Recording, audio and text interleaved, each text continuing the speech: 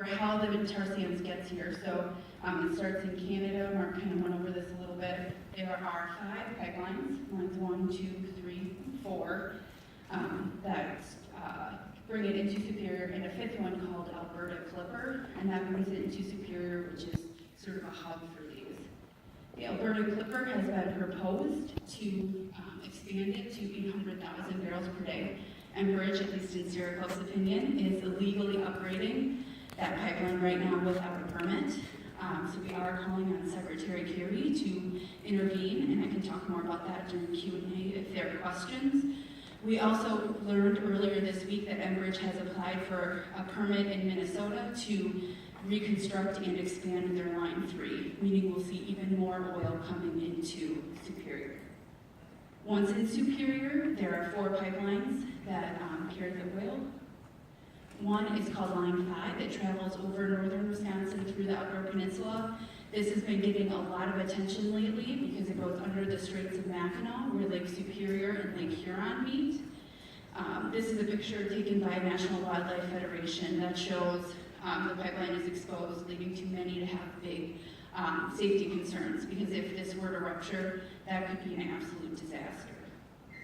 And there are 4 pipelines, one called Line 13 that actually heads south to north carrying dilutants, and then 3 pipelines. One, Line 14, as far as I know, doesn't carry much tar sands oil, but this pipeline was in the paper in 2012 because it burst in Adams County, Wisconsin. 17,000 tons of soil were contaminated. Line 6A follows that same corridor down to Illinois. One thing to note about Line 6A is it then connects, cleverly named, to Line 6B. Line 6B is the pipeline that ruptured during the Kalamazoo spill. So you can think about that as the oil traveled through Wisconsin and it happened to rupture in Michigan. And we are just extremely lucky, and they are extremely unlucky that that's where it ruptured. And then Line 61 is why most people are here with the recent proposal and ongoing work to triple the amount of oil that flows through, 1.2 million barrels per day. This is extremely significant in that it would be the largest tar sands pipeline in North America, so we don't really know what the potential risks are, because we don't at this point transport that much oil through one pipeline in North America. This is concerning. I don't think it was intentional by any means, but it's hard to imagine a worse path for this pipeline corridor as it goes underneath a lot of our really important rivers. This is a MapQuest photo that MapQuest is kind of so old, it still has photos from when the pipeline was first constructed, and you can see the pipeline path go under the river. It starts in Lake Superior, goes under the St. Croix River, that excellent picture from St. Croix 360, through the Wisconsin, underneath the Wisconsin River near the Pecknold Lakes area, and under the Rock River. So this has the potential to affect almost every watershed in Wisconsin. This is extremely concerning given the risks. The Natural Resources Defense Council released a report showing that tar sands pipelines in the Midwest spill 3.6 times as much per mile than the national average. And of course, historically, the biggest spill we've seen is the Kalamazoo spill in Michigan, where a pipeline ruptured, it didn't get fully shut off for 17 hours, and over 1 million gallons of oil leaked into the Kalamazoo River. What's more concerning about that, however, is the lack of oversight that was given to this pipeline expansion. The DNR issued an air permit and included the pipeline expansion in a slew of other projects. Thousands wrote comments and testified, calling for a full environmental impact statement to assess what the risks of this expansion were. Instead of listening to them, the DNR replied and said that they didn't actually need to cover the capacity expansion in that air permit, and they didn't feel that they needed to do any sort of oversight since they had this environmental assessment in 2006. According to Mark, the pipeline is built for this expansion, and that may be the case, but it certainly is not permitted for this expansion. This environmental assessment in 2006 clearly states the scope of the project is 400,000 barrels per day. counties across, especially the lower part of Wisconsin, passed resolutions. It started in Jefferson County, calling for the DNR to do an environmental impact statement, including public hearings to really address these needs. And despite the number of counties that called for it, the DNR ignored that. That brings us to the Dane County Zoning Committee, and Patrick talked about that, but I do just want to point out how important this is and how much appreciation the Dane County Zoning and Land Regulation Committee should get. Not because I necessarily agree with their decision, I do agree with it, but that's not why, but because they were the only entity that took a pause and took a step back and said, what are you asking for and what are the risks? Every other entity rubber stamped this expansion, leaving us all unaware of what the risks are. And now, we know Enbridge is surveying for a new pipeline called, we believe it'll be called Line 66, as the rumors state, we don't know for sure, but they have been approaching landowners, and it's a big question mark about what will happen in that, if it will, what kind of protections we'll get there. Maybe Mark can talk about that, but we're also really concerned about what the DNR will do in terms of the oversight on that pipeline. According to Enbridge, it'll be, at this point, they say 530,000 barrels per day. However, if you look at all of the project proposals they've put in that go to Superior, including the Sandpiper, this new Line 3, and the Alberta Clipper expansion, and then you look at downstream, if you will, how much oil can be taken, even with the Line 61 expansion, there's a gap of 1.2 million barrels per day. So the concern is they'll start here and then go up to 1.2 million again. Luckily, there are many of us that have come together, and I just want to offer this to everybody if you're interested in getting more involved. The Sierra Club is part of a coalition, and many of us are working to educate people across the Line 61 corridor about the concerns and call for more oversight. So I'll stick around and you can come see me if you want to learn more. There will be a big rally targeted at the Alberta Clipper pipeline and calling on Secretary Kerry to intervene in that illegal scheme on June 6th in the Twin Cities. So come see me if you want more information. That's all I have. I'll be in Chicago with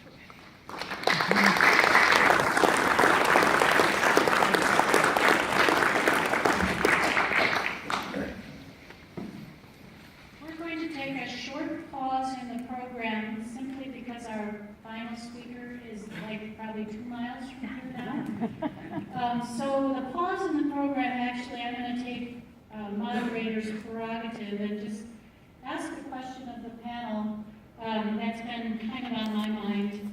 We just showed the movie Where the Yellowstone Goes, and it was intended to be a movie entirely about a trip taken along the Yellowstone River by fly fishing guide Robert Hawkins and a party group of folks to go from the Yellowstone Park all the way to the Missouri. So it was about a month-long journey, and it was going to be fly fishing and fun. And they came upon an oil spill there, and it made its way into the movie. Since that time, there's been another oil spill on the Yellowstone River, and that was this winter with frozen water, and that created additional issues. Knowing that up here in this part of the world, we can be frozen 6+ months of the year, sometimes longer. Last year, what was it, 9 months? It was a long year. If all of you could maybe comment on what you know about frozen conditions and cleanup possibilities. In the context of what spills, is that Pipeline breaks. pipeline breaks? And if you can pass if It's you not want. in my wheelhouse. Okay. I'll defer to Mark as well, though I will say that that was another example of how nature tends to interfere. We can do we can design the best thing in the lab, but once you put it out in the real world, you don't know what's going to happen, and we can't really afford those risks. I'll let you explain details. Sure. Well, to address the issue of river crossings initially, we take great care when designing the crossings that they're over-engineered or they're bulked up so that the likelihood of something happening within the river itself, is very, unlikely to happen. Things like putting concrete, burying it beneath the water, beneath the surface of the bottom of the river. So each crossing is, got engineering designs in place to give it better integrity. That being said, it doesn't stop us from training for the event of a leak in the winter. Our pipeline maintenance crews, and Enbridge is one of the few pipeline companies that has dedicated full-time employees that work in all of the areas where our pipelines run for the purpose of responding and maintaining our pipeline system. So we do work with our pipeline maintenance crews and do winter drills. We call them ice slotting drills. So they have the equipment to go out there, should there be a leak, and cut up holes in the ice and put down boom and be able to extract the oil using the same equipment that they would in warmer climates. It appears that we're still stalling. So I'm going to take another one that just happens to be on the top here. It was actually by a young mother that handed me this question. Where are the environmentals? Nope, sorry, hold on.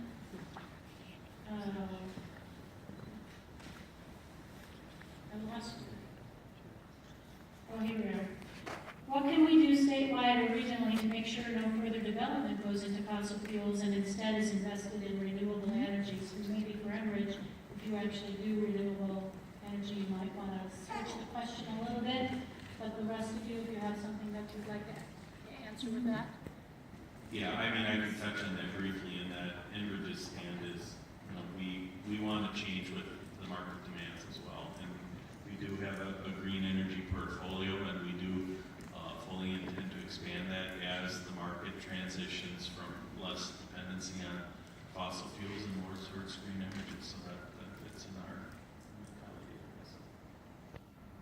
mentality. I would say that the market is demanding clean energy and clean energy fast. And so what we can do is continue to call on our policymakers to, at the very least, get out of the way. We've seen situations where they've either not done the proper scrutiny or oversight on fossil fuel development, like the Line 61 pipeline, but also got in the way of clean energy development. And so I would urge everyone to continue to contact your lawmakers and make sure they know and hear you, that you want to move away from fossil fuels. And that is at the state level, that's at the local level. There's plenty of things clearly that elected officials can do, and also at the federal level. And again, calling on Secretary Kerry and President Obama to stop the illegal scheme happening in the Alberta Clipper would be a huge start. I guess I can speak to some of the things that we're doing in Dane County to address and try to lower our carbon footprint, I guess you could say.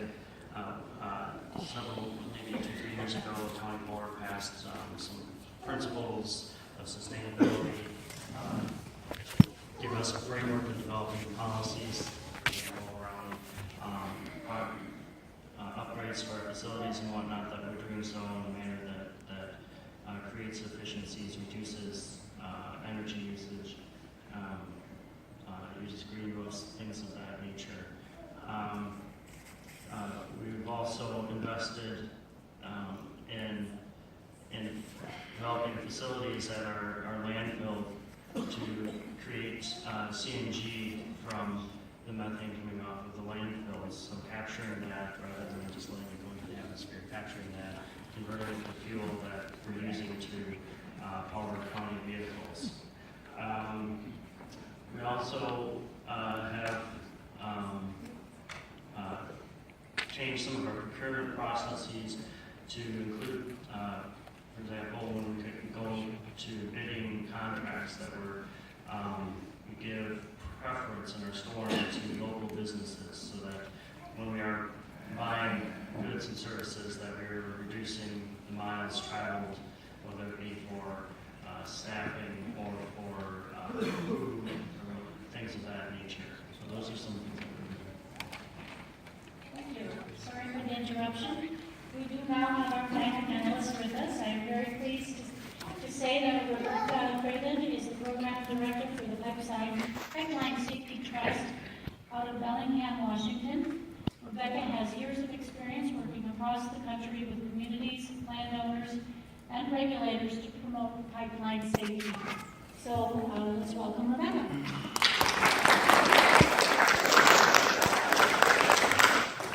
Thanks. I'd like to thank the St. Croix River Association and St. Croix 360 and the other sponsors for, sorry. Is that better? Okay. For bringing me here. I apologize on behalf of Delta Airlines for 2 delayed flights. But made it. And so I got a call several months ago from Greg Seitz at St. Croix 360, and you know, we get pretty excited when we have communities express an interest in pipeline safety issues. And so it's exciting to see a room full of folks who are interested. But, thank you all for coming, and thank you all for staying.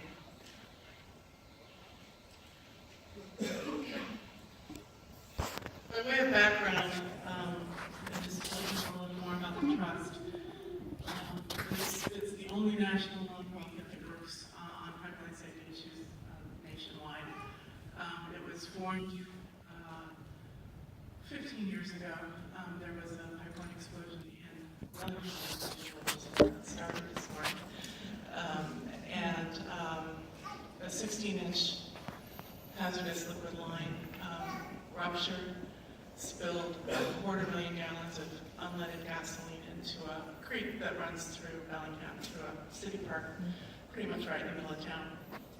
It found an ignition source, and that picture in the middle is the mushroom cloud that ensued. It burned about 1.5 miles of creek and killed the 3 young men you see there. So out of that came a settlement. The Olympic pipeline was actually found criminally responsible under the Pipeline Safety Act. 3 of their staff members in the control room went to jail. But as part of the settlement of the criminal proceedings, $4 million of the penalties was set aside as the foundation of the trust, and it's been working on pipeline safety issues since then. This is a long quote from the judge that she issued that day, but the picture is of our mascot, Bambi, and Godzilla, because she mentioned that the trust going against oil and gas companies would be like Bambi versus Godzilla. So that's the source of that. 15 years later, and there have been a number of very high-profile other hazardous liquid incidents in other water bodies. In 2010, there were 2 spills in Salt Lake City from Chevron pipelines. Those are the pictures on the left. The picture on the lower right is from the Enbridge spill in Marshall, Michigan. That's the Source Dam. A year later, there was the Silvertip spill in the Yellowstone River outside of Laurel, Montana. And those are cleanup pictures from that spill. So with that as background, there are a number of concerns that we have with the existing state of pipeline safety regulations as they apply to hazardous liquid lines. First of all, it comes as a surprise to most people that there is no federal permit that's required to operate a hazardous liquid line. They have to obtain wetlands permits, air quality permits if they have pump stations that would emit anything, and those sorts of individual permits, but there's not the equivalent of what natural gas pipelines has yet, which is an overall license from the Federal Energy Regulatory Commission, which triggers triggers a full NEPA analysis. On the liquid side, there is no NEPA analysis. There's considered not to be a federal action, and so there's no EIS required unless there are federal lands being crossed or something like that. So that's one of our concerns, is that there's no overall comprehensive look at pipelines as they're going in or as they're being replaced.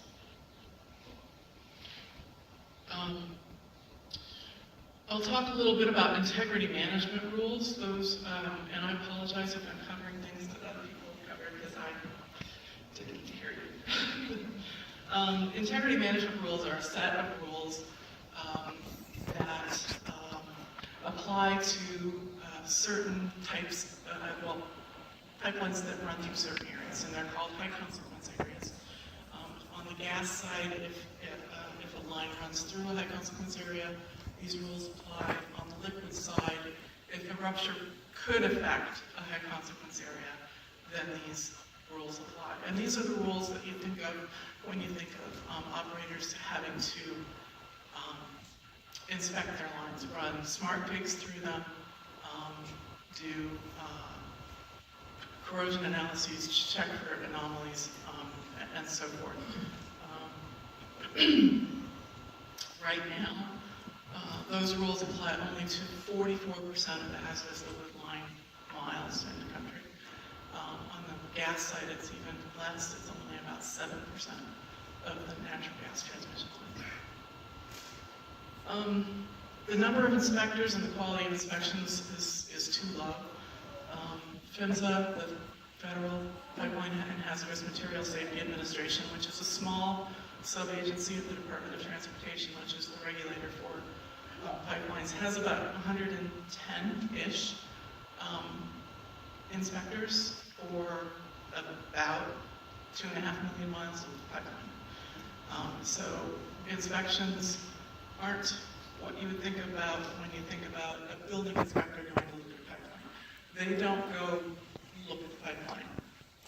They go do essentially audits of operator record keeping. So the regs say the operator has to do X, Y, and Z, and PHMSA goes to inspect to make sure that the operators have records that said they did X, Y, and Z.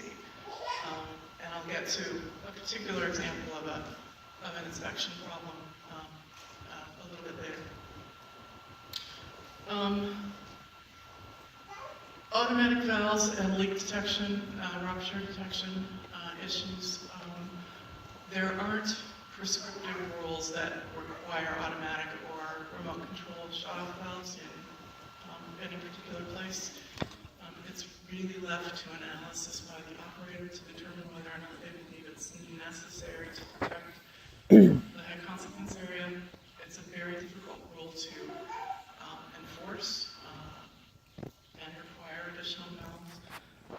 And so that's another weakness we would like to see improved. I have rupture detection there in red because people usually talk about leak detection, and with all due respect to the operators, leak detection systems don't work very well for small leaks. They work sort of okay sometimes if the operators recognize rupture as a rupture, but leak detection equipment, the technology really is not particularly reliable for identifying slow, long-term leaks. And so that's not only a regulatory problem, it's also a technology problem.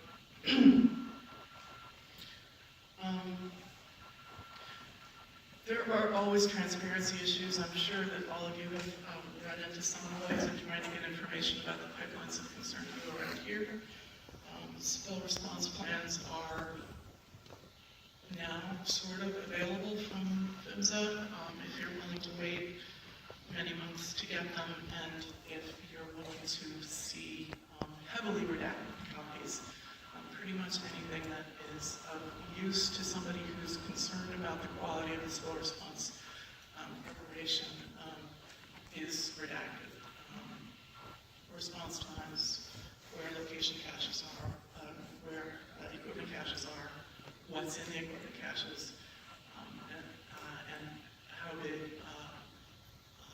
worst case discharge might be in a particular area. You can't find out where high consequence areas are. The operators determine where they are based on criteria that are in the regulations, but that information is not available to the public. So you can't find out if Enbridge should be treating a particular section of Line 61 as one that could affect a high consequence area. You can find out where the population areas are, where the cities are, but in terms of other things that would trigger a high consequence area designation, like endangered species designation, municipal drinking water, certain other wildlife collection areas, you can't get that information from PHMSA. You might ask the operator if they would provide it to you, but they're not particularly obligated to give it to you. The other problem is incorporated standards, and by that what I mean is many of the standards that apply to, the regulations that apply to operators that are regulated under the federal regs have been developed by the industry in trade groups. So the American Petroleum Institute, for example, develops consensus standards. Those standards are then adopted into the regulations by the agency. And so consensus standards have some limitations in that they are consensus standards, which means that everybody who votes on them has to agree with them, and it tends to lead to concerns about whether those standards are as exacting as they might be.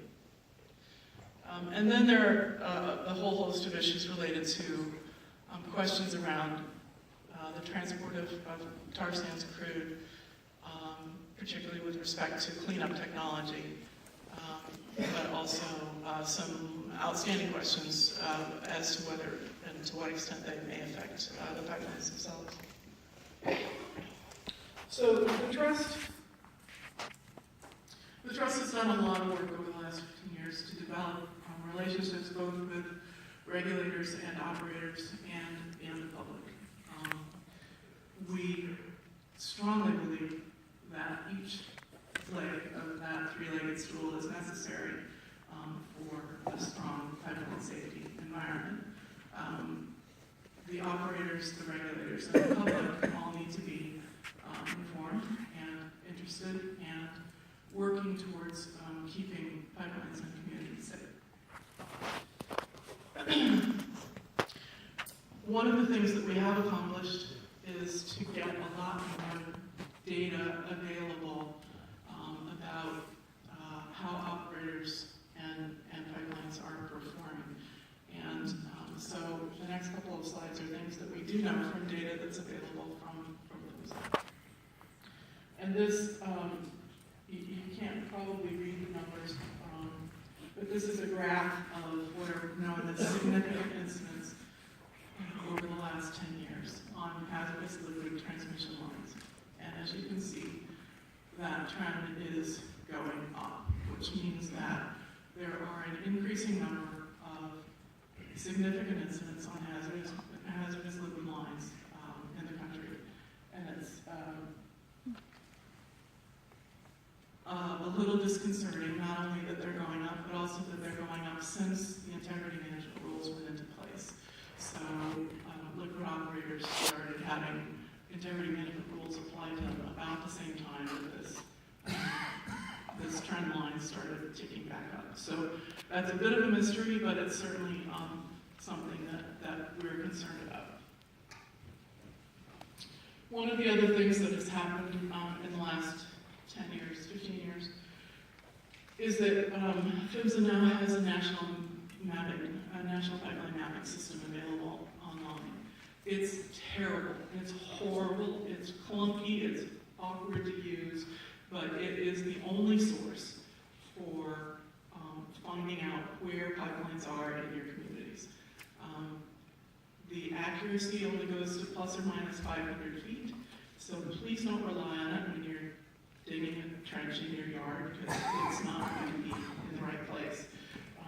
But it will tell you generally where transmission lines are in your area. It only allows you to see one county at a time. So I pulled up Washburn County, and that big red line across the upper right corner is the Enbridge right that brought you all here tonight. So that right of way is where line 61 is. And I say in its red because there are actually, as you can see there, 4 lines in that right of way. So there's line 61, which is the gigantic tar sands line that's coming down. There are also 2 other crude oil lines in that right of way, as well as one diluent line that's headed north, and that's very light hydrocarbons that are used in Canada to dilute the bitumen to put it in the pipelines and bring it back down. So while you may have particular concerns about line 61, there are also 3 other lines in that same right of way. So as I mentioned, the Pipeline and Hazardous Material Administration in the Department of Transportation is the federal agency that regulates pipeline safety. There are other agencies that touch on pipeline issues. FERC, even on the liquid side, Federal Regulatory Commission deals with rate setting for liquid lines as well as gas lines. The state of Wisconsin has not chosen to take on regulation, pipeline safety regulation for hazardous liquid lines. If they did, they would choose to seek a certification from PHMSA to regulate intrastate hazardous liquid lines. So even if they assumed regulation of those, it wouldn't affect these lines that are in your area, because those are all interstate, they cross state boundaries. So the regulations that I'll be talking about in the rest of the presentation are the PHMSA regulations that apply to these. So what rules apply to these pipes where they cross rivers and streams? The answer is it depends. It depends on whether they fall into those areas where rupture could affect a high consequence area. For all pipelines, for pipelines crossing